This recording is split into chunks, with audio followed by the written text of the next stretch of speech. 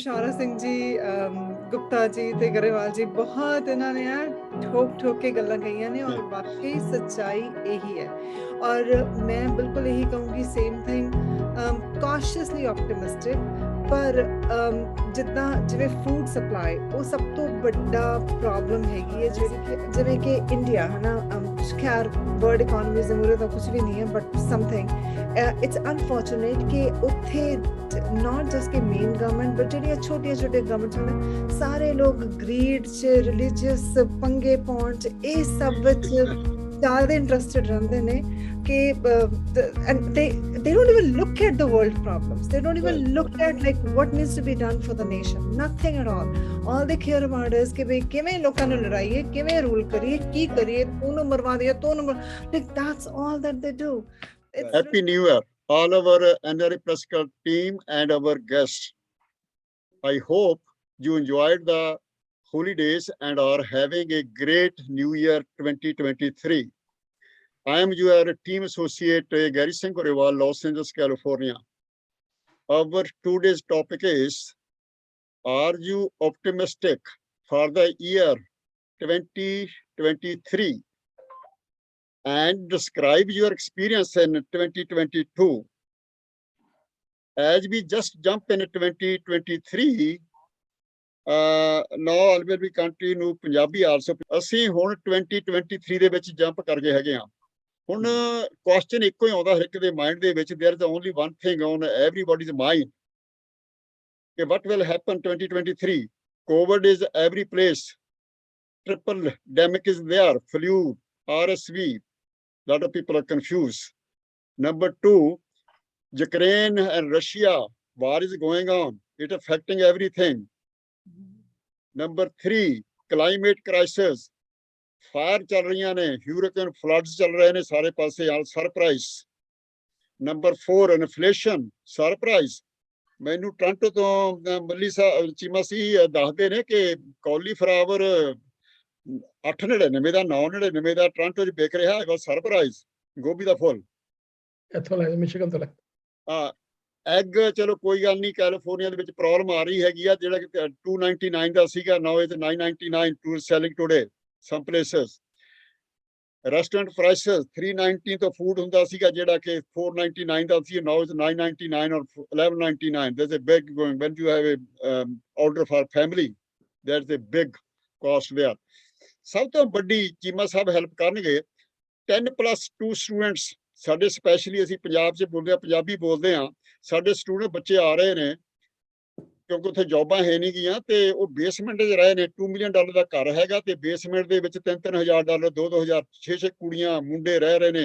Lot of things going wrong, ਜਿਹੜੇ ਮਾਂ ਪਿਓ ਇੰਨਾ ਪੈਸਾ ਖਰਚ ਕਰਕੇ ਨੇ ਭੇਜਦੇ ਆ। ਸਭ ਤੋਂ ਵੱਡੀ ਪ੍ਰੋਬਲਮ ਆ ਰਹੀ 2022 ਦੇ ਵਿੱਚ।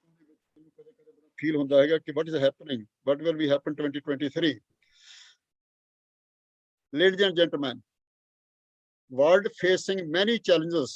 There are reasons to be hopeful about next year 2023. Let me start with the Pishora Singh ji. Pishora Singh ji, ਤੁਸੀਂ start ਕਰੋਗੇ ਤੇ ਉਸ ਤੋਂ ਬਾਅਦ one by one we will be continue. ਤੁਸੀਂ ਆਪਣਾ experience ਦੱਸੋ 2022 ਦਾ ਤੇ 2023 ਦੇ ਵਿੱਚ ਕੀ expect ਕਰਦੇ ਹੋ? Pishora Singh ji. Thank you very much, Gary ji, and Happy New Year to all the panel members and all the listeners and watchers who are watching us tonight. Well, to answer your question, the topic what you have described before, I'm more hopeful than optimistic for the year 2023, because looking back to 2022, the pandemic marked the end of a period as we knew it. It may be difficult to believe, but the life would never be the same again. Unpredictability in the new is the new normal, and there is no getting away from it. The largest and the oldest democracies, namely India and America, had been a divided house with trouble with their own people. Today's world future is much more unstable, unpredictable. Because of great power rivalry, the aftershocks of the pandemic, as you described, economic upheaval, extreme weather, and rapid social and technological changes. After 2 years in which the pandemic was a force shaping the immediate future, the main driver now is the war in Ukraine. In the coming days to come, the world will have to grapple with unpredictability around the conflict's impact on geopolitics and security, the struggle to control inflation, chaos in energy markets. Rapid progress by Ukraine could threaten Vladimir Putin, but a grinding stalemate seems the most likely outcome. Russia will try to string out the conflict in the hope that the energy shortages and political shifts in America will undermine Western support for Ukraine. Only good thing about all this is that the war will accelerate the switch to renewable as a safer alternative to hydrocarbons supplied by autocrats, as well as the wind and solar, nuclear, and hydrogen powers will benefit too.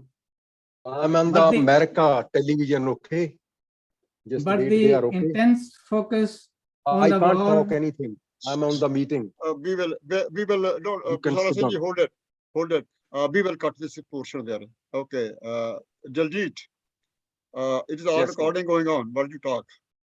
Okay, No, But I was the- talking that's with, okay, I that's was okay, don't talking worry. with, You can I go was far away. talking with staff. Listen, Daljit, when you have problem, suppose I know you have emergency, somebody's calling. You can go and you can come back again, or maybe you can mute नहीं करना नहीं, mute the problem आ जाए दोबारा फिर unmute नहीं होना है तो मुझे Yeah. पता. Okay, Okay, go. sir. Okay, Sorry. don't worry. Okay, Sara It's Singh ji, okay. go ahead ji. Sorry for that. But to finish it off, the intense focus on the war in Ukraine heightens the risk of conflict elsewhere.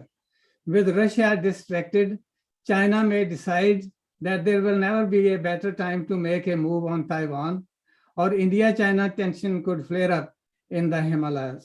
But I think that the new awakening dawning from unexpected quarters, such as farmers' resistance in Punjab, and the new awakening everywhere is dawning from most unexpected quarters, such as the farmers' resistance in Punjab, are a good sign. So keeping hope and remaining in Chardi Kala will help us face this new reality in 2023 with confidence. That is what I would say. Thank you. Thank you ji. Vinod Gupta ji, ਤੁਸੀਂ ਬੜਾ ਦਾ search ਕੀਤੀ ਲੱਗਦੀ ਹੈ. Go ahead. In today's world, the world population has reached 8 billion. 8 billion. So I am cautiously optimistic about 2023. There are certain reasons. In 2022, major event happened in was a climate. Because if climate changes take place, your production of food grains gone. The fruits gone. Climate is the biggest threat to human society. Ukraine war and Russian war may be over, but the climate effect will be felt, and not in USA, even anywhere in the world. I give two examples. Like in India, the food production is short by 20% because of hot weather in India in 2020. In China, in August, September, and October, large number of factories closed because there was no water in the reservoirs to run the factories. So in 2020, what happened? Because it was a fallout of Corona, various governments gave stimulus. You know, when war happens or the certain virus takes place, the stimulus is given by all governments to upgrade the people, to make them better. But what is the fallout of that? High inflation, high interest rates. The first time in 40 years, Japan has the highest inflation, highest. Germany has the highest. Though their currencies are very strong, but inflation is very high. Leave India. India does not count anywhere, whether it is inflation or price. India, in the total scenario, there are two major economies in the world. One is China, other is USA. USA economy is $18 trillion, Chinese economy is $14 trillion. And if you count other parts of the world, there may be about $25 trillion. So these two economies have to take care of the people of the world. 75% people said that inflation is not going to come down. 68% people said, I'm not talking USA only, because if I see the job situation, USA is 100 times better than anywhere in the world.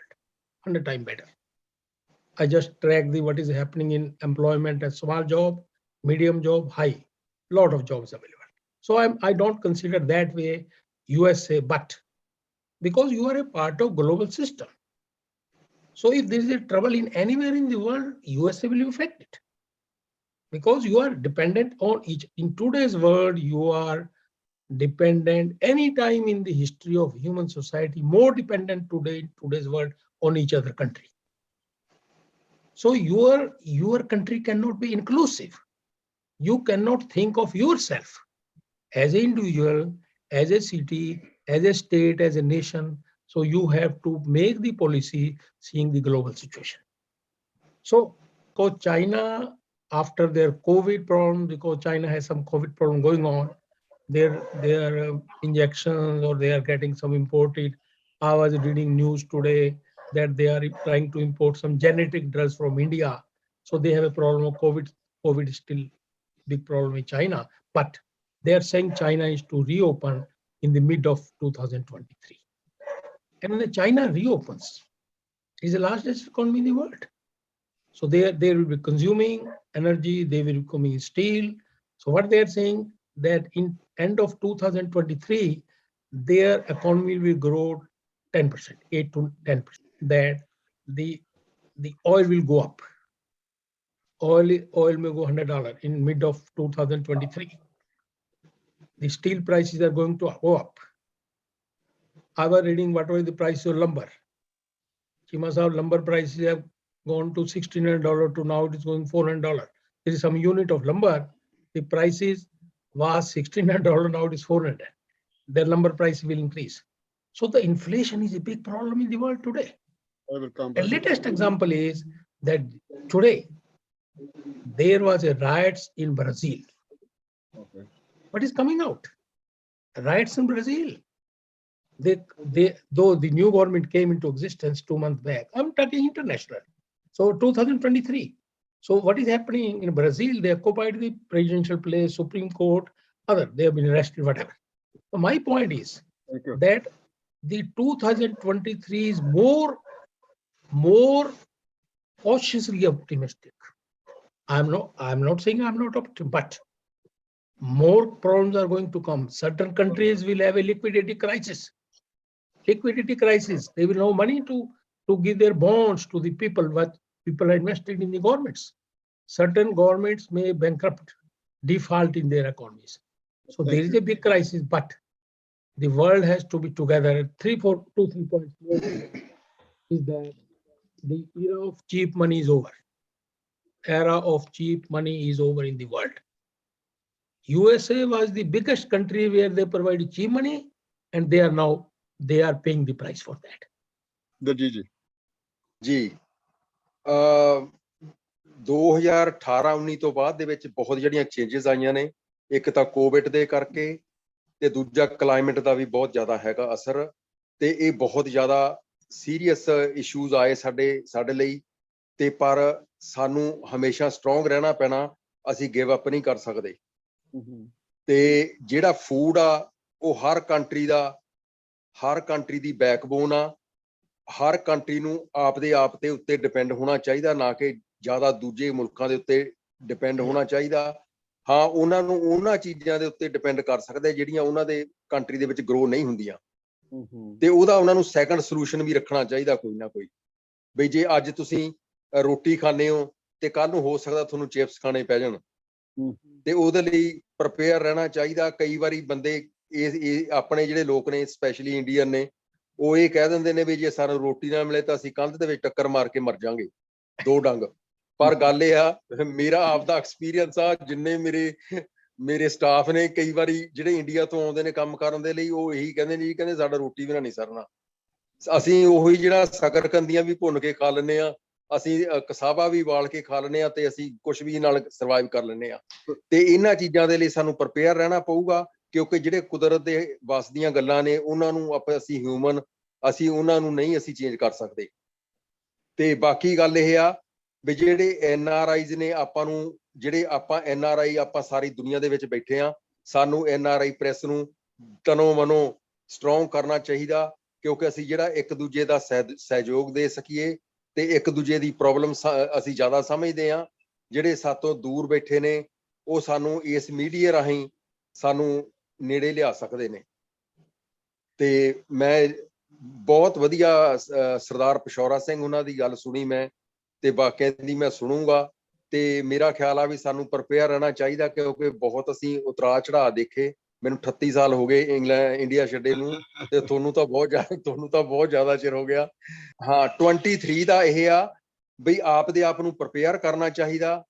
ਤੇ ਜਿਵੇਂ ਹੁਣ ਦੇਖੋ ਪ੍ਰਾਈਸਾਂ ਵੱਧ ਰਹੀਆਂ ਨੇ, food ਦੀਆਂ ਵੱਧ ਰਹੀਆਂ ਨੇ, ਜਾਂ ਜਿਹੜੀਆਂ ਹੋਰ ਫਰੂਟ ਦੀਆਂ ਵੱਧ ਰਹੀਆਂ ਨੇ, ਇਹਨਾਂ ਨੂੰ ਜ਼ਿਆਦਾ ਤੋਂ ਜ਼ਿਆਦਾ ਜਿਵੇਂ ਹੁਣ ਆਪਣੇ ਵੱਡੇ ਫਾਰਮਰ ਨੇ ਜਾਂ ਹੋਰ ਸਾਰਿਆਂ ਨੂੰ ਇਹਨਾਂ ਨੂੰ ਕੰਟਰੀਬਿਊਸ਼ਨ ਦੇਣੀ ਚਾਹੀਦੀ ਆ, ਕਿਉਂਕਿ ਇਸ ਪਾਸੇ ਵੱਲ ਵੀ ਆਉਣਾ ਚਾਹੀਦਾ ਵੀ ਇਹ, ਕਿਉਂਕਿ ਗੂਗਲ ਤੋਂ ਤਾਂ ਮਿਲਣਾ ਨਹੀਂ ਇਹ ਜਿਹੜਾ ਫੂਡ ਆ, ਇਹ ਤਾਂ ਨਾਲ ਹੀ ਗਰੋ ਹੀ ਕਰਨਾ ਪੈਣਾ ਇਹ। Thank you ji Grewal Sahib, thank you. Kimi Verma ji, ਤੁਹਾਡਾ ਲਿਖਿਆ ਹੋਇਆ NRI actress and fashion designer, ਤੁਸੀਂ ਤਾਂ ਇੰਨੇ ਮਸ਼ਹੂਰ ਆ, ਮੈਨੂੰ ਬਹੁਤਾ ਦੱਸਣ ਦੀ ਲੋੜ ਨਹੀਂ ਹੈ, ਫਿਰ ਤੁਸੀਂ ਆਪ ਹੀ ਦੱਸ ਦਿਓ, ਚੰਗੀ ਗੱਲ ਆ। 10 ਮੂਵੀਆਂ ਵਧੀਆ ਬਣਾਈਆਂ ਤੁਸੀਂ, ਨਸੀਬੋ ਜੇ ਉਹ ਬੜੇ ਲੋਕਾਂ ਨੇ ਦੇਖੀਆਂ ਨੇ, ਬੜੇ ਲੋਕ ਪਿਆਰ ਕਰਦੇ ਆ ਤੁਹਾਨੂੰ। ਗੋ ਹੈਡ ਜੀ, ਕਿਮੀ ਜੀ। ਥੈਂਕ ਯੂ ਪਿਸ਼ੌਰਾ ਸਿੰਘ ਜੀ, ਗੁਪਤਾ ਜੀ ਤੇ ਗਰੇਵਾਲ ਜੀ, ਬਹੁਤ ਇਹਨਾਂ ਨੇ ਠੋਕ ਕੇ ਗੱਲਾਂ ਕਹੀਆਂ ਨੇ, ਔਰ ਵਾਕਈ ਸੱਚਾਈ ਇਹੀ ਹੈ। ਔਰ ਮੈਂ ਬਿਲਕੁਲ ਇਹੀ ਕਹੂੰਗੀ, ਸੇਮ ਥਿੰਗ, cautiously optimistic, ਪਰ ਜਿਵੇਂ ਫੂਡ ਸਪਲਾਈ, ਉਹ ਸਭ ਤੋਂ ਵੱਡਾ ਪ੍ਰੋਬਲਮ ਹੈਗੀ ਹੈ, ਜਿਹੜੀ ਕਿ ਅੱਗੇ ਵੀ ਆਉਂਦੀ ਹੀ ਰਹਿਣੀ ਹੈ, ਬਿਕੋਜ਼ ਇੱਕਦਮ ਚੀਜ਼ ਨਹੀਂ ਮੁੱਕਦੀ ਹੁੰਦੀ। ਐਗਰੀਕਲਚਰ ਇੱਕਦਮ ਸਾਰਾ ਕੁਛ ਸੈੱਟ ਨਹੀਂ ਹੋ ਜਾਣਾ, ਐਂਡ ਕਲਾਈਮੇਟ ਚੇਂਜ, ਜਿਵੇਂ ਇਹਨਾਂ ਸਾਰਿਆਂ ਨੇ ਕਿਹਾ।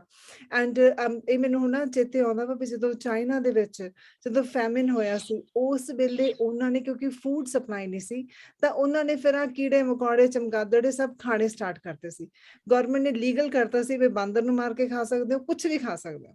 ਤੇ this happens because there's not enough food, there's enough vegetation grow ਹੀ ਨਹੀਂ ਹੋ ਸਕੀ, ਔਰ ਹੋਣੀ ਵੀ ਔਖੀ ਹੈ ਕਿਉਂਕਿ ਜਨਤਾ ਬਹੁਤ ਜ਼ਿਆਦਾ ਹੈ ਹੁਣ।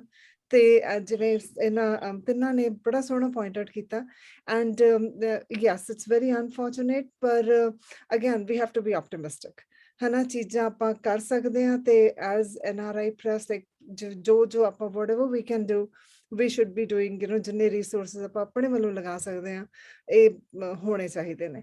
ਐਂਡ ਦੂਸਰਾ, another thing that breaks my heart is, ਜਿਵੇਂ ਕਿ ਇੰਡੀਆ, ਹੈ ਨਾ, ਖੈਰ ਵਰਲਡ ਇਕੋਨਮੀਜ਼ ਦੇ ਮੂਹਰੇ ਤਾਂ ਕੁਛ ਵੀ ਨਹੀਂ ਹੈ, ਬਟ ਸਮਥਿੰਗ ਇਟਸ ਅਨਫੋਰਚੂਨੇਟ ਕਿ ਉੱਥੇ not just ਕਿ ਮੇਨ ਗਵਰਨਮੈਂਟ, ਬਟ ਜਿਹੜੀਆਂ ਛੋਟੀਆਂ ਗਵਰਨਮੈਂਟਸ ਹੁੰਦੇ, ਸਾਰੇ ਲੋਕ ਗਰੀਡ 'ਚ, ਰਿਲੀਜੀਅਸ ਪੰਗੇ ਪਾਉਣ 'ਚ, ਇਹ ਸਭ ਵਿੱਚ ਜ਼ਿਆਦਾ ਇੰਟਰਸਟਿਡ ਰਹਿੰਦੇ ਨੇ ਕਿ and they don't even look at the world problems, they don't even look at like what needs to be done for the nation, nothing at all they care about is ਕਿ ਬਈ ਕਿਵੇਂ ਲੋਕਾਂ ਨੂੰ ਲੜਾਈਏ, ਕਿਵੇਂ rule ਕਰੀਏ, ਕੀ ਕਰੀਏ, ਉਹਨੂੰ ਮਰਵਾ ਦਈਏ, like that's all that they do.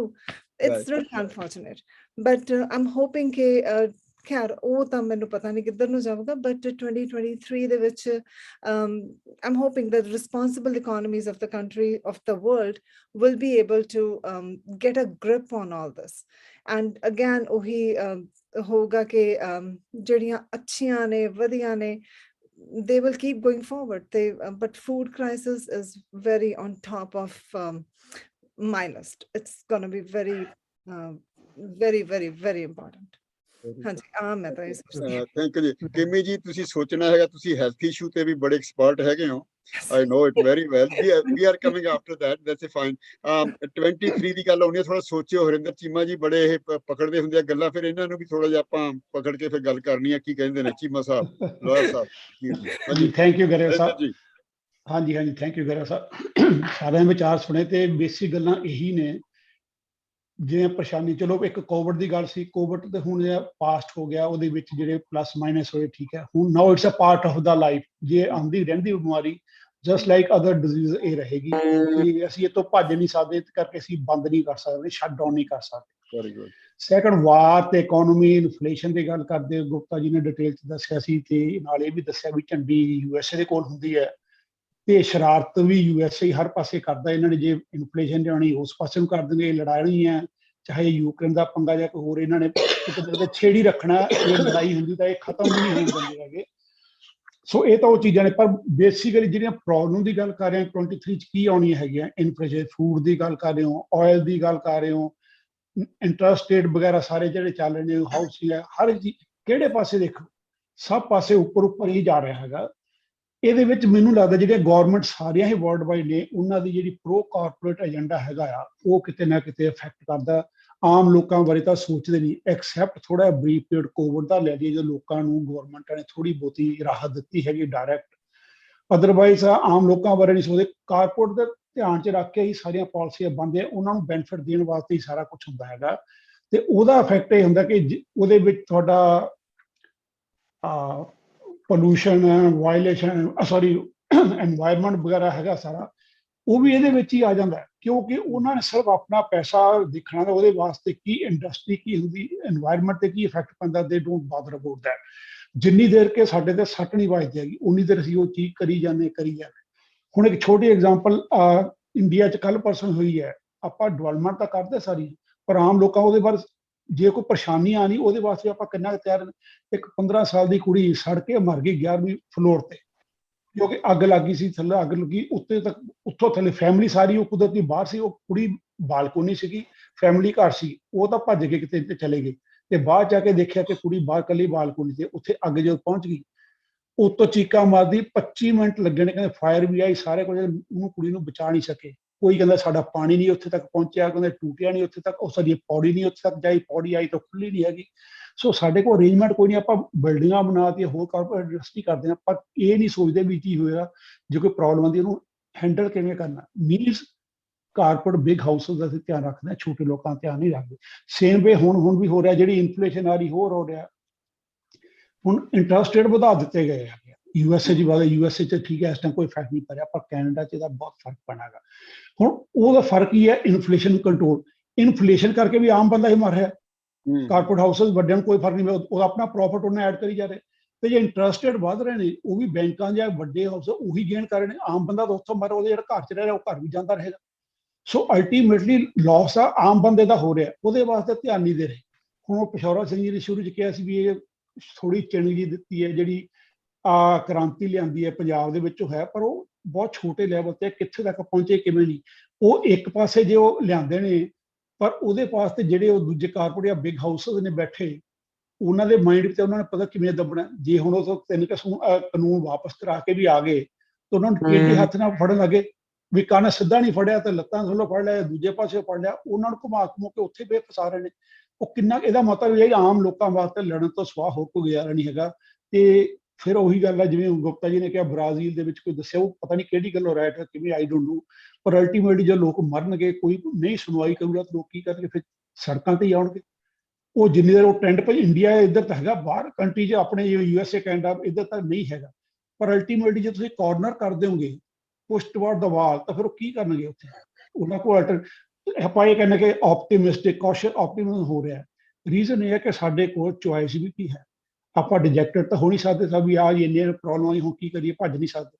So we have to face, ਉਹ ਫੇਸ ਦੇ ਵਿੱਚੋਂ ਹੀ ਕੋਈ ਨਾ ਕੋਈ ਰਸਤਾ ਲੱਭੇਗਾ, ਤੇ ਦੇਖੋ ਕੀ ਬਣਦਾ। We have to see, finger cross. Thank you sir. Thank you ji Cheema Sahib, so nice of you. Pishora Singh ji, ਮੇਰੇ ਤੋਂ ਬਾਅਦ ਹੁਣ ਮੈਂ 1 ਮਿੰਟ ਲੈ ਰਿਹਾ। ਇਸ ਤੋਂ ਬਾਅਦ ਜੋ ਇਸ਼ੂ ਹੈ ਉਹ ਹੈ ਰਿਸੈਸ਼ਨ। ਲੋਕਾਂ ਨੂੰ ਜਿਹਨਾਂ ਵੀ ਤੁਸੀਂ ਗੱਲ ਕਰਦੇ ਹੋ, ਆਪਣੇ ਆਪਣੇ ਵਿਊ ਨੇ, ਵੱਡੇ ਈਵਨ ਗੋਲਡਮੈਨ ਸਾਸ਼ ਵਾਲਿਆਂ ਦੇ ਕਰ ਲਓ, ਜੀਪੇ ਮੋਰਗਨ ਕਰ ਲਓ, ਤੁਸੀਂ ਉਹਨਾਂ ਨਾਲ ਗੱਲ ਕਰ ਲਓ, ਵਾਲ ਸਟਰੀਟ ਨੂੰ ਪੜ੍ਹੋ, ਤੇ ਵਾਈਲ ਮੂਡੀ ਵਾਲਿਆਂ ਨੂੰ ਕਰ ਲਓ, CFO ਦੇ ਸਾਰੇ ਕਰ ਰਹੇ ਨੇ ਕਿ ਰਿਸੈਸ਼ਨ ਸਭ ਤੋਂ ਵੱਡੀ ਚੀਜ਼ ਆਪਾਂ ਨੂੰ ਸੋਚਣਾ ਪਏਗਾ। ਹੁਣ ਲੋਕਾਂ ਦਾ ਕਨਫਿਊਜ਼ਨ ਹੈ, ਲੋਕਾਂ ਨੂੰ ਸਮਝ ਨਹੀਂ ਆਉਂਦੀ ਵੀ ਕੀ ਗੱਲ ਕਰੀਏ। ਬਾਕੀ ਕੋਵਿਡ ਹੈਗਾ, ਠੀਕ ਆ, ਇਨਫਲੇਸ਼ਨ ਹੈਗੀ ਆ, ਇੰਟਰਸਟ ਰੇਟ ਵਗੈਰਾ different story. 66% believing their financing would not improve in 2023. 66% ਉਹਨਾਂ ਦੀ ਕੋਈ ਫਾਈਨੈਂਸਿੰਗ ਇੰਪਰੂਵਮੈਂਟ ਨਹੀਂ ਹੋਏਗੀ, ਕਿਉਂਕਿ ਜਿਹੜੇ ਚਾਰੇ ਪਾਸੇ ਚੀਜ਼ਾਂ ਪ੍ਰਾਈਸਾਂ ਵੱਧ ਰਹੀਆਂ, ਇਨਫਲੇਸ਼ਨ ਹੋ ਰਿਹਾ ਸਾਰੇ। Okay, 11% believing that there will be significantly worse, ਉਹ ਕਹਿੰਦੇ ਇਹਦੂ ਜ਼ਿਆਦਾ ਹੋ ਜਾਏਗੀ ਬਿਲਕੁਲ ਹੀ। ਹਾਂਜੀ, ਸੋ that is the issue there. So then Goldman ਸੱਚ ਨੇ ਕਿਹਾ ਹੈਗਾ ਕਿ we can avoid that recession this year, ਹੋ ਸਕਦਾ ਚੱਲਦਾ ਰਹੇ ਅੱਗੇ। ਫਿਰ JP ਮੋਰਗਨ ਨੇ ਕਿਹਾ ਹੈਗਾ ਕਿ ਵਾਰਨਿੰਗ ਆਫ ਹਾਈ ਅਨਪਲੋਇਮੈਂਟ ਹੋਏਗੀ ਇਸ ਤੋਂ ਬਾਅਦ। ਵਾਲ ਸਟਰੀਟ ਜਰਨਲ ਕਹਿ ਰਿਹਾ ਡੈਬਿਟ ਕ੍ਰਾਈਸਿਸ ਕੁਇਕਲੀ ਅਪਰੋਚਿੰਗ, ਸਭ ਤੋਂ ਵੱਡੀ ਪ੍ਰੋਬਲਮ ਆ ਗਈ ਲੋਕਾਂ ਦੇ ਡੈਬਿਟ ਦੇ ਵਿੱਚ ਪ੍ਰੋਬਲਮ ਆਉਣੀ ਹੈਗੀ ਆ। ਵਾਈਲ ਮੂਡੀ ਨੇ ਕਿਹਾ ਹੈਗਾ ਕਿ ਐਟਲੀਸਟ ਉਹਨਾਂ ਦੇ ਜਿਹੜੇ ਐਨਲਿਸਟ ਹੈਗੇ ਨੇ ਉਹਨਾਂ ਨੇ ਕਿਹਾ ਕਿ it's A worst of recession absolute possibility ਦੇਰ ਹੈਗੀ ਆ। ਹੁਣ ਰਿਸੈਸ਼ਨ ਤੇ ਤੁਸੀਂ ਇੱਕ ਮਿੰਟ ਦੇ ਵਿੱਚ ਖਤਮ ਕਰ ਦਿਓ ਕਿ ਰਿਸੈਸ਼ਨ ਤੁਹਾਡੇ ਵਿਊ ਕੀ ਨੇ। 66% ਮੈਂ ਤਾਂ ਕਹਿਤਾ ਹੈਗਾ, ਹੋ ਸਕਦਾ ਤੁਸੀਂ ਕਿਸੇ ਤਰੀਕੇ ਨਾਲ ਬੈਟਰ ਰੀਡ ਕੀਤਾ ਹੋਵੇ। ਅਲੱਗ-ਅਲੱਗ ਸ਼ਹਿਰਾਂ ਦੇ ਵਿੱਚ ਕੰਟਰੀਆਂ 'ਚ ਹੋਣਾ ਹੈਗਾ, ਅਮਰੀਕਾ ਦੇ ਵਿੱਚ ਡਿਫਰੈਂਟ ਚੀਜ਼ ਹੋਣੀ ਹੈ ਤਾਂ ਸ਼ਾਇਦ ਸਰਵਾਈਵ ਕਰ ਜਾਣ। ਕੁਛ ਹੁਣ ਕੈਨੇਡਾ ਵਰਗਾ ਸ਼ਹਿਰ ਹੈ, ਛੋਟੇ ਨੇ, ਉੱਥੇ ਬੜੀ ਅੱਜ ਕੱਲ੍ਹ ਪੁਲਿਸ ਵੀ ਨਹੀਂ ਆ ਰਹੀ, ਕੋਈ ਹੋਰ ਵੀ ਪ੍ਰੋਬਲਮ, ਲੋਕਾਂ ਦੀਆਂ ਹੋਰ ਪ੍ਰੋਬਲਮਾਂ ਨੇ ਨਾਲ। ਹਾਂਜੀ, Pashaura Singh ji. Professor Saab ne, I think he underlined the whole thing on the climate change, that is a mother of all problems going to be in future, because number one, it is universal. It is not limited to one country or the other. It does not distinguish between poor or the rich countries. It is everywhere.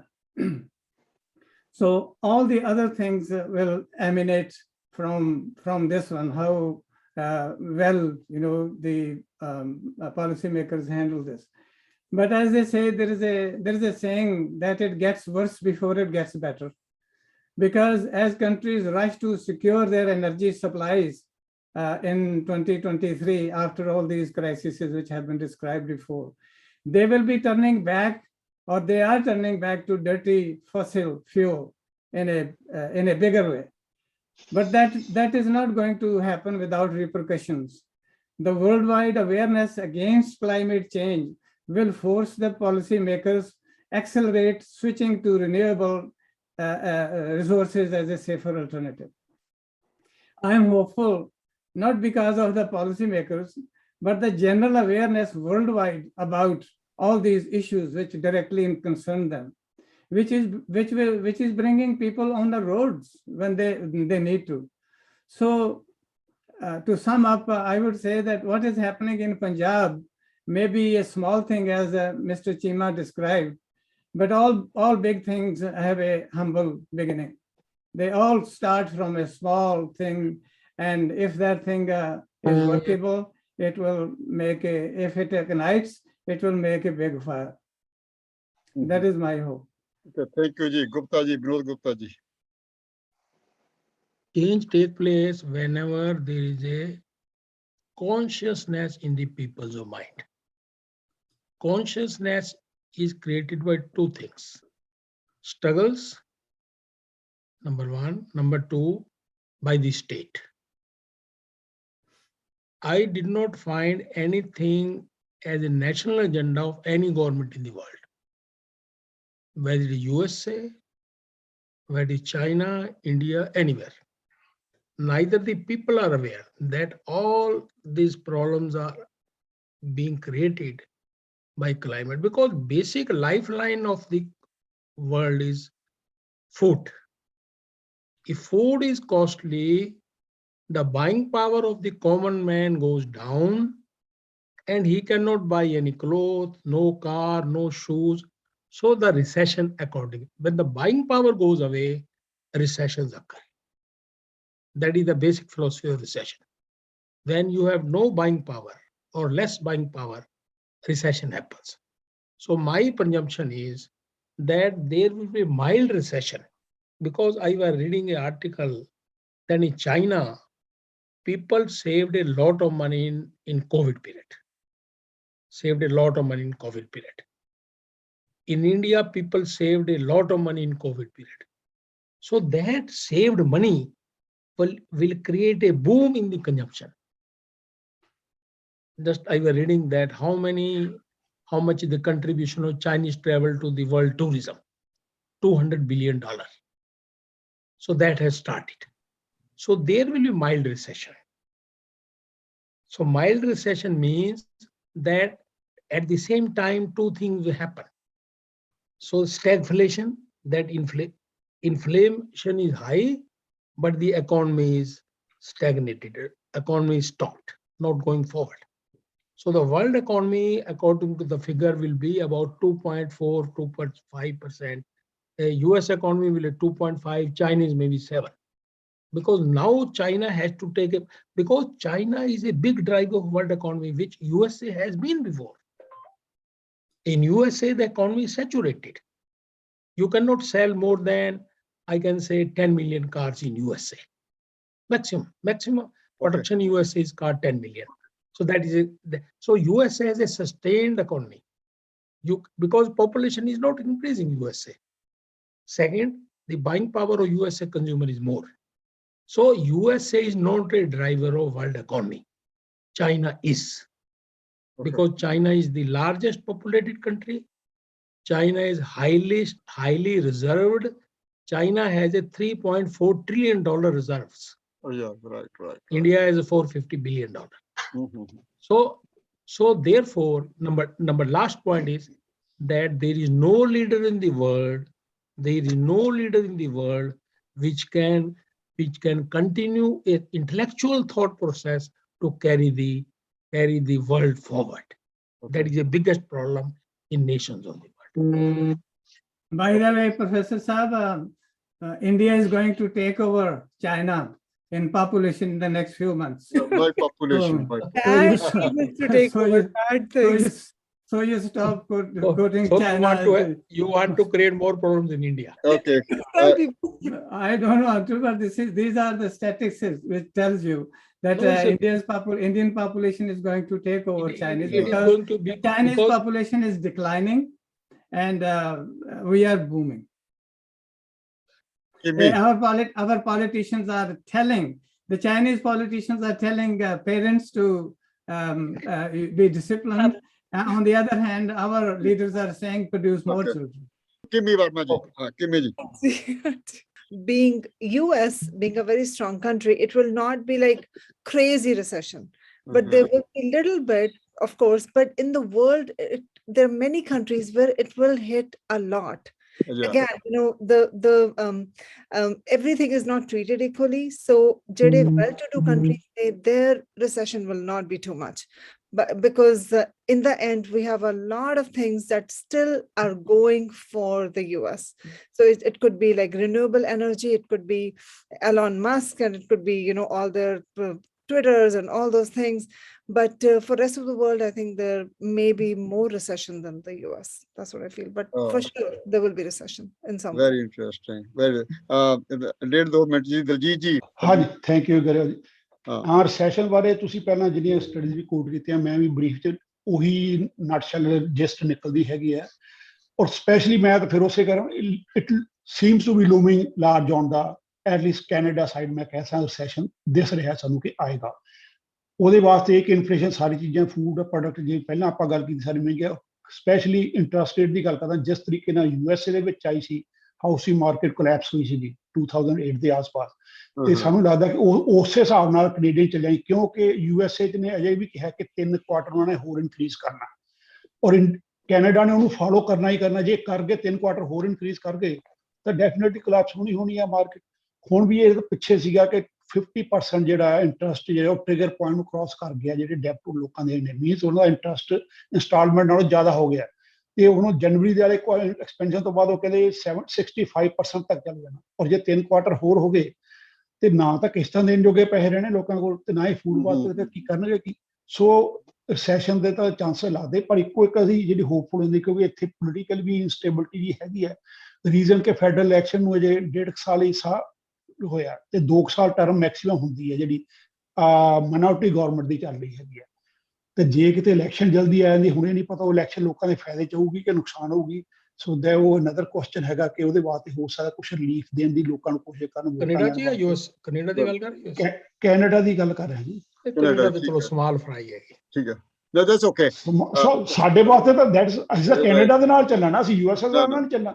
USA ਹੁਣ ਜਿਹੜਾ ਕਹਿੰਦਾ 3 quarter ਵਧਾ ਕੇ ਉਹ Gupta ji China ਦੀ ਗੱਲ ਕਰਦੇ ਨੇ 24 ਘੰਟੇ China ਪਰ ਸਾਡੇ ਕੋਲ ਸੈਸ਼ਨ ਆਉਣ ਦੇ ਚਾਂਸ ਹੈ ਤੇ ਇੱਥੇ ਲੋਕ ਸਫਰ ਕਰਨਗੇ। Canada ਇਹਦੇ recession ਵਿੱਚ ਇੱਕ ਛੋਟਾ ਜਿਹਾ ਪੁਆਇੰਟ ਮੈਂ ਗੁਪਤਾ ਜਿਹੜਾ ਤੁਸੀਂ ਕਹਿ ਰਹੇ ਸੌਰੀ ਗੈਰੀ ਜੀ ਨੇ ਲਿਆ ਸੀ ਪਹਿਲਾਂ ਵੀ ਸਟੂਡੈਂਟਾਂ ਦੀ ਗੱਲ, ਉਹੀ ਗੈਰੀ ਦੀ ਗੱਲ ਉੱਥੇ ਹੀ ਆ ਜਾਂਦੀ ਹੈ ਕਿ ਹੁਣ ਸਟੂਡੈਂਟ ਵੀ ਜ਼ਿਆਦਾ ਆ ਰਹੇ ਨੇ। ਪਹਿਲੀ ਗੱਲ ਕੰਪੀਟੀਸ਼ਨ ਘੱਟ ਹੈ, 20% ਹੀ ਬਣਨਾ ਤੇ ਜਿੰਨੇ ਜ਼ਿਆਦਾ ਹੋਣਗੇ ਉਹ ਨੈਚੁਰਲੀ ਆਪਣਾ ਉਹ ਪਰ ਕੈਪੀਟਲ ਜਿਹੜਾ ਵੀ ਆਪਣਾ ਰੈਂਟ ਘਟਾਉਣ ਦੀ ਕੋਸ਼ਿਸ਼ ਕਰ ਰਹੇ।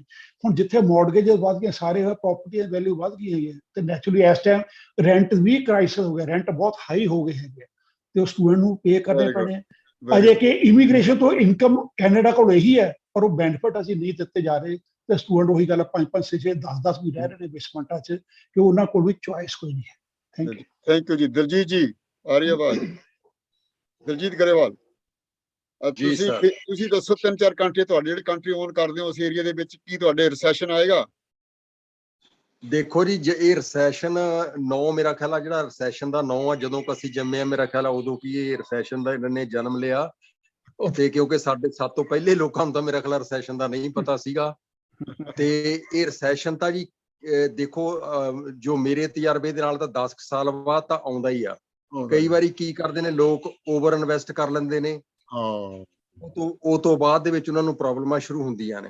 ਰਾਈਟ ਤੇ ਬਾਕੀ ਗੱਲ ਇਹ ਆ ਵੀ ਉਹਨਾਂ ਕੀ ਹਰ ਇੱਕ ਬੰਦੇ ਨੂੰ ਇਨਵੈਸਟ ਕਰਨਾ ਚਾਹੀਦਾ ਵੀ ਜਿੰਨਾ ਕੁ ਸਿਖਾਲਾ ਉਹਨੂੰ ਅਫੋਰਡ ਕਰ ਸਕੇ। ਤੇ ਗਰੋਸਰੀ ਲੈਣੀ ਬੰਦ ਕਰ ਦਈਏ? ਨਹੀਂ, ਗਰੋਸਰੀ ਲੈਣੀ ਬੰਦ ਨਹੀਂ ਕੀ ਕਰਨੀ, ਗਰੋਸਰੀ ਤਾਂ ਲੈਣੀ ਪੈਣੀ ਹੈ ਕਿਉਂਕਿ ਜੇ ਆਪਾਂ ਲਿਵ ਕਰਨਾ। ਤੇ ਬਾਕੀ ਜਿਵੇਂ ਹੁਣ ਦੱਸਦੇ ਆ ਵੀ ਚਾਈਨਾ ਤੇ ਇੰਡੀਆ ਨੇ ਜਿਹੜਾ ਕੋਵਿਡ ਦੇ ਵਿੱਚ ਬਹੁਤ ਸੇਵਿੰਗ ਕੀਤੀ ਆ, ਉਹ ਵਿਚਾਰਿਆਂ ਨੇ ਅੰਦਰ ਰਹਿ ਕੇ ਉਹਨਾਂ ਨੇ ਪੁਲਿਸ ਦੀਆਂ ਡਾਂਗਾਂ ਵੀ ਖਾਧੀਆਂ ਨੇ ਤੇ ਕਿਉਂਕਿ ਉੱਥੇ ਤਾਂ ਜਿਹੜੇ ਹਿਸਾਬ ਨਾਲ ਆਪਾਂ ਨੂੰ ਪਤਾ ਵੀ ਜਿਹੜੇ ਹਿਸਾਬ ਨਾਲ ਸੇਵਿੰਗ ਹੋਈ ਆ ਇੰਡੀਆ ਦੇ ਵਿੱਚ ਤੇ ਚਾਈਨਾ ਦੇ ਵਿੱਚ ਵੀ ਜਿਹੜੇ ਹਿਸਾਬ ਨਾਲ ਹੋਈ ਆ, ਸਾਰਿਆਂ ਨੂੰ ਪਤਾ ਕਿਉਂਕਿ ਕਿਸੇ ਤੋਂ ਵੀ ਓਹਲਾ ਨਹੀਂਗਾ ਉਸ ਗੱਲ ਦਾ। ਤੇ ਉਹਦੇ ਤੇ ਸਾਡਾ ਕੰਟਰੋਲ ਵੀ ਹੈ ਨਹੀਂਗਾ, ਅਸੀਂ ਤਾਂ ਕੰਟਰੋਲ ਆਪੋ ਆਪਦੀ ਜਗ੍ਹਾ ਤੋਂ ਹੀ ਕਰ ਸਕਦੇ ਆ ਇਹਨਾਂ ਗੱਲਾਂ ਦਾ। ਤੇ ਬਾਕੀ ਦੇਖੋ ਹੁਣ ਆਉਣ ਵਾਲਾ ਸਮਾਂ ਕੀ ਕਹਿੰਦਾ ਤੇ ਬਾਕੀ ਹਰ ਇੱਕ ਮੁਸੀਬਤ ਲਈ ਪ੍ਰਪੇਅਰ ਹੋਣਾ ਚਾਹੀਦਾ ਜੀ। Thank you very much Daljit ji. ਮੈਂ ਕੁਛ ਸਰਵੇ ਕਰਾਉਣ ਦੀ ਕੋਸ਼ਿਸ਼ ਕਰ ਰਿਹਾ ਸੀ ਆਪਣੇ ਸਟਾਫ ਤੋਂ ਤੇ ਕੋਸ਼ਿਸ਼ ਕੀਤੀ ਹੈਗੀ ਆ ਕਿ ਜਨਰਲੀ ਆਪਣੇ ਜਿਹੜੇ ਦੋਸਤ ਨੇ ਜਾਂ NRI ਨੇ ਜਿੰਨੇ ਵੀ ਉਹ ਇੰਡੀਆ ਨਾਲ ਬੜੇ ਜੁੜੇ ਹੋਏ 24 ਘੰਟੇ ਬਹੁਤ ਖਿਆਲ ਕਰਦੇ ਇੰਡੀਆ ਦਾ 24 ਘੰਟੇ। ਹਾਂਜੀ, ਤੇ ਹੋਣਾ ਵੀ ਚਾਹੀਦਾ, ਕੋਈ ਗੱਲ ਨਹੀਂ। ਪਰ ਮੈਂ ਉਹਨਾਂ ਨੂੰ ਪੁੱਛਿਆ ਵੀ ਅਮਰੀਕਾ 'ਚ ਕੀ ਚੇਂਜ, ਉਹ ਕਹਿੰਦਾ ਜੀ ਇੱਕ ਤਾਂ ਚੀਜ਼ ਜ਼ਰੂਰ ਹੋਏਗੀ ਬਈ 15-16 ਵਾਰੀ ਗੁਪਤਾ ਜੀ ਦੇਖਦੇ ਰਹੇ ਆ ਤੁਹਾਡਾ, ਕਹਿੰਦੇ ਉਹ ਬਣਿਆ ਨਹੀਂ ਹੈਗਾ ਸਪੀਕਰ, ਬੜਾ ਔਖਾ ਬਣਿਆ ਹੈਗਾ। ਉਹਨੇ ਪਹਿਲੇ ਲਫ਼ਜ਼ ਇਹ ਕਿਹਾ ਹੈਗਾ ਆਈ ਨੈਵਰ ਗਿਵ ਅਪ। ਮੈਂ ਕਿਹਾ ਬੜਾ ਕਹਿੰਦਾ, ਮੈਂ ਕਿਹਾ ਇਹ ਸਾਡੇ ਝੁਕਦੀ ਆ ਵੀ ਨੈਵਰ ਗਿਵ ਅਪ, ਬੜੀ ਚੰਗੀ ਗੱਲ ਆ, ਕਹਿੰਦਾ ਮੇਰੇ ਪਿਓ ਨੇ ਕਿਹਾ। ਦੂਏ ਨੰਬਰ ਦੇ ਉੱਪਰ ਉਹਨੇ ਕਿਹਾ ਵੀ ਪਹਿਲਾ ਕੰਮ ਇਹ ਕਰਨਾ ਜਿਹੜਾ ਇਹ ਕਾਂਗਰਸ ਦੇ ਦੋਨੇ ਬੰਦਿਆਂ ਨੇ ਨਾ ਵਿਗੜੇ ਹੋਏ ਨੇ ਪਿਛਲੇ 30-40 ਸਾਲ ਤੋਂ, ਇਹ ਜਿਹੜਾ ਬਾਰਡਰ ਦਾ ਕ੍ਰਾਈਸਿਸ ਆ ਜਾਂ ਇਮੀਗ੍ਰੇਸ਼ਨ ਦਾ ਹੈ ਸੋਲਵ ਨਹੀਂ। ਕਹਿੰਦਾ I will be do the first one. I don't know ਕਰੇਗਾ ਕਿ ਨਹੀਂ ਕਰੇਗਾ, ਗੱਲਾਂ ਬਾਤਾਂ ਇਹਨੇ ਵੀ ਡੋਂਟ ਨੋ। ਨੰਬਰ 2, ਕੁਛ ਲੋਕਾਂ ਨੇ ਜਿਹੜੇ ਇੰਡੀਆ ਨਾਲ ਬਿਲੋਂਗ ਕਰਦੇ ਆ, ਜ਼ਿਆਦਾ ਗੱਲਾਂ ਕਰਦੇ ਆ, ਉਹ ਕਹਿੰਦੇ ਮੋਦੀ ਜੀ ਤੇ ਭਗਵੰਤ ਮਾਨ ਨੂੰ ਅਸੀਂ ਬਹੁਤ ਲਾਈਕ ਕਰਦੇ ਆ। ਮੈਂ ਕਿਹਾ ਕਿਹੜੀ ਗੱਲ ਤੋਂ ਲਾਈਕ ਕਰਦੇ ਆ? ਸ਼ਾਇਦ ਚੀਮਾ ਜੀ ਅੱਜ ਗੱਲ ਫੜਨਗੇ, ਕਹਿੰਦੇ ਭਗਵੰਤ ਮਾਨ ਦੀ ਕਿਤੇ ਛੇੜ ਦੀ ਗੱਲ ਇਹਨੇ। ਅੱਛਾ, ਉਹ ਕਹਿੰਦੇ ਅਸੀਂ ਲਾਈਕ ਬਹੁਤ ਕਰਦੇ ਆ ਬਈ ਜਿਹੜੇ ਦੋਨੇ ਬੰਦੇ ਆ ਮੋਦੀ ਜੀ ਤੇ ਉਹ ਚਾਹੇ ਦੂਜੀ ਪਾਰਟੀ ਦੇ ਅਰੈਸਟ ਕਰਦੇ ਨੇ, ਪੋਲੀਟੀਸ਼ੀਅਨਾਂ ਨੂੰ, ਕਰਪਟ ਬੰਦਿਆਂ ਨੂੰ ਇੰਨਾ ਅਰੈਸਟ ਕਰ ਰਹੇ ਨੇ। ਨੋਬਡੀ ਡਿਡ ਇਨ 70 years ਰੈਕਡ ਆ, ਚਾਹੇ ਉਹ ਦੂਜੀ ਪਾਰਟੀ ਦੇ ਕਰਦੇ ਨੇ, ਆਪਦੀ ਪਾਰਟੀ ਦਾ ਨਹੀਂ ਕਰਦੇ ਅਰੈਸਟ। ਤੇ ਪੰਜਾਬ ਦੇ ਵਿੱਚ ਵੀ ਕਾਂਗਰਸੀ ਭੱਜੇ ਫਿਰਦੇ ਨੇ ਸਾਰੇ, ਕੋਈ 2000 ਕਰੋੜ, ਕੋਈ 1000 crore. This is I think they like it very much.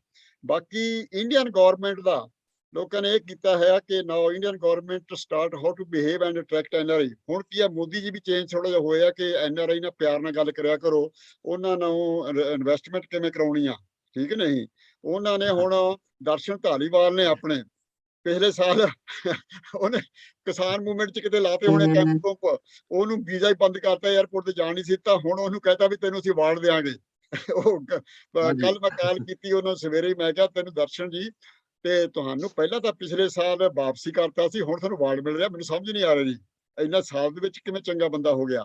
ਚਲੋ ਉਹਨਾਂ ਦੀ ਜੱਜਮੈਂਟ ਹੈਗੀ, ਚੰਗੀ ਗੱਲ ਆ। ਪਿਸ਼ੌਰਾ ਸਿੰਘ ਜੀ ਕਲੋਜ਼ ਕਰੋ, ਜੇ ਕੋਈ ਕਿੰਮੀ ਜੀ ਕਿਸੇ ਨੇ ਕੋਈ ਖਾਸ ਵਰਡ ਕਹਿਣਾ ਹੈਗਾ you can do it. Pishaura Singh ਜੀ ਥੋੜਾ ਸਟਾਰਟ ਕਰ ਦਿਓ ਕਲੋਜ਼। ਹਾਂਜੀ, ਮੇਰੇ ਵੱਲ ਵੀ ਆਇਓ ਦੁਬਾਰਾ। ਅੱਛਾ ਥੈਂਕ ਯੂ ਗਰੇਵਾਲ ਜੀ, ਥੈਂਕ ਯੂ।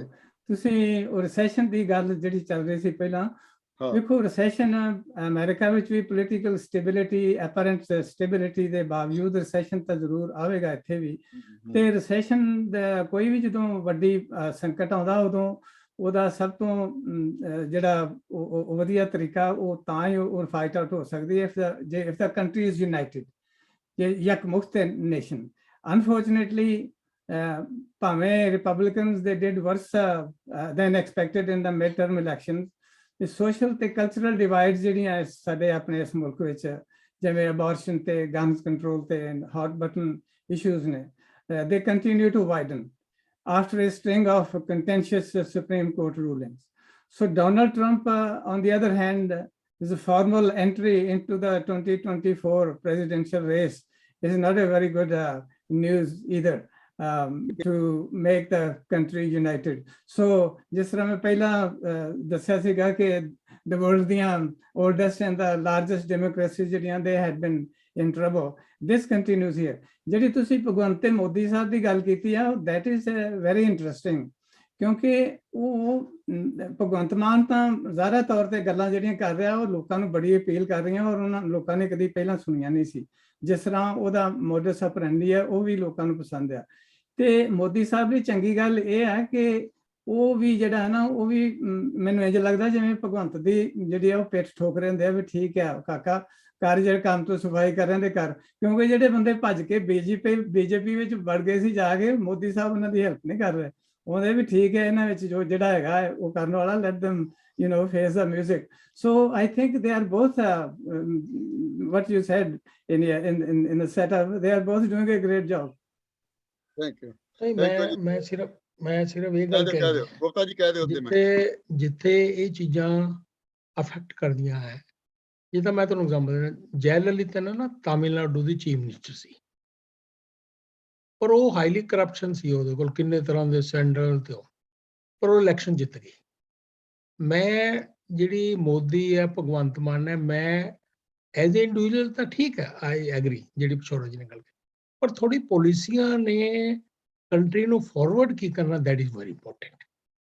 ਥੋੜੀ ਜੋਬ ਗਰੋਥ ਹੈ, ਥੋੜੀ ਇਨਫਲੇਸ਼ਨ ਹੈ, ਥੋੜੀ ਐਮਪਲੋਇਮੈਂਟ ਹੈ, ਥੋੜੀ ਕੰਟਰੀ ਦੀ ਪਲੈਨਿੰਗ ਹੈ, that is very important, which is not happening in India.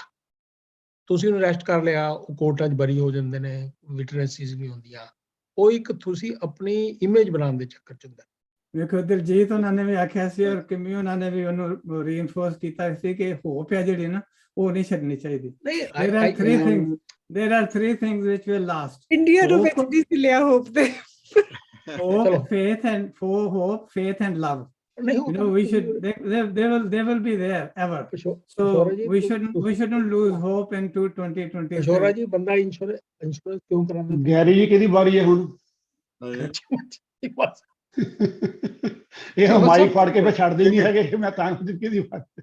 ਤੁਸੀਂ ਬੋਲੋ ਕਿਮੀ ਜੀ, ਤੁਸੀਂ ਬੋਲ ਦਿਓ, ਕੁਛ ਨਾ ਕੁਛ ਕਹਿ ਦਿਓ, ਦੱਸ ਦਿਓ ਨਹੀਂ, I think we should move on to the next one. But hope ਦੀ ਜਿੱਥੇ ਤੱਕ ਗੱਲ ਸੀਗੀ, ਇੰਡੀਆ ਤੋਂ with the things that are going on, it's a very difficult thing to achieve.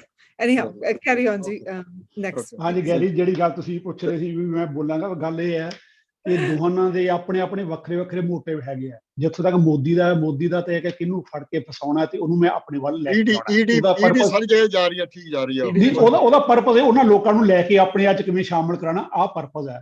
ਤੇ ਭਗਵੰਤ ਮਾਨ ਦਾ ਪਰਪਸ ਦੂਜਾ ਕਿ ਇਹਦੇ ਕੋਲ ਹੋਰ ਕੋਈ ਕੰਮ ਜੋ ਹੋ ਨਹੀਂ ਰਿਹਾ, ਉਹ ਸਿਰਫ ਇਸੇ ਧਿਆਨ ਕਰਕੇ ਉਹ ਵੀ ਦੂਜਿਆਂ ਨੂੰ ਆਪਣਿਆਂ ਨੂੰ ਛੱਡਣਾ ਤੇ ਦੂਜਿਆਂ ਨੂੰ ਧਿਆਨ ਡਿਵਰਟ ਕਰਨ। ਚੀਮਾ ਸਾਹਿਬ, ਹਿਮਾਚਲ ਪ੍ਰਦੇਸ਼ ਦੇ ਵਿੱਚ ਕਾਂਗਰਸ ਆ ਗਈ ਆ, ਉਹਨਾਂ ਦੇ ਬੰਦੇ ਨੂੰ ਫੜ ਲੈਣ। ਸਾਨੂੰ ਤਾਂ ਚੰਗਾ ਜੇ ਲੜਨਗੇ, ਪਿੰਡਗੇ, ਅੱਧੇ ਫਸਣਗੇ, ਚੰਗੀ ਗੱਲ ਹੈ, ਸ਼ੁਰੂ ਹੋ ਚੁੱਕਿਆ, ਬਹੁਤ ਵਧੀਆ ਹੋ ਗਿਆ। ਸਰ ਗੱਲ ਹੈ ਜੀ, ਉਹਨੂੰ ਫੜਨ, ਪਰ ਗੱਲ ਹੈ ਕਿ ਜਦੋਂ ਬਾਕੀ ਕੰਮ ਆਪਣੇ ਨਹੀਂ ਕਰਨਗੇ, ਸਿਰਫ ਈਵੈਂਟ ਕਰਨਗੇ, ਵੀ ਲੋਕਾਂ ਦਾ ਧਿਆਨ ਡਾਇਵਰਟ ਕਰਨਗੇ, ਉਹ ਹਰ ਥਾਂ ਇਹਨਾਂ ਦੀ ਐਜੀਟੇਸ਼ਨਾਂ ਹੋ ਰਹੀਆਂ, ਧਰਨੇ ਹੋ ਰਹੇ ਨੇ, ਉੱਥੇ ਤਾਂ ਇਹਨਾਂ ਦਾ ਹੋ ਨਹੀਂ ਰਿਹਾ ਕੁਝ। 23 ਦੇ ਵਿੱਚ ਆਪਾਂ ਦੇਖਾਂ ਕੀ ਹੋ ਰਿਹਾ। ਚਲੋ, let me close that. Thank you very much coming there, and Kimmy ji, especially for you, and we will continue to get a benefit from you also to all kind of ਤੁਹਾਡਾ health ਦੇ ਵਿੱਚ issues ਨੇ, ਅਸੀਂ ਕੋਸ਼ਿਸ਼ ਕਰਾਂਗੇ ਕੋਈ ਨਾ ਕੋਈ ਤੋਂ ਬੈਨੀਫਿਟ ਲੈਣ ਦਾ, ਕਿ ਕੌਮ ਨੂੰ ਅਸੀਂ ਆਪ ਦੇ ਨੂੰ ਕਿਵੇਂ ਅਵੇਅਰਨੈਸ ਦਈਏ। We will work on that. Thank you very much for coming it here. Thank you ji, thank you so much, thank you ਸਾਰਿਆਂ ਦਾ ਬਹੁਤ ਬਹੁਤ ਥੈਂਕ ਯੂ।